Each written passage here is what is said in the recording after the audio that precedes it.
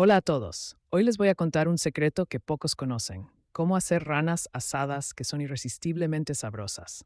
¿Listos? Vamos a empezar. Primero, lo más importante, elige ranas frescas. La frescura hará toda la diferencia en la jugosidad y sabor final. Siguiente paso, una marinada simple.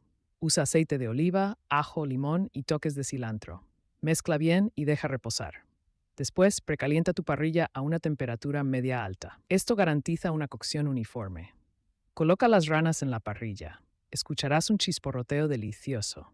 Cocina cada lado por 3-4 minutos. Consejo, no aplastes las ranas. Queremos que se conserven tiernas y voilá, sirve con una ensalada fresca o papas al horno. Tus ranas asadas están listas para disfrutar.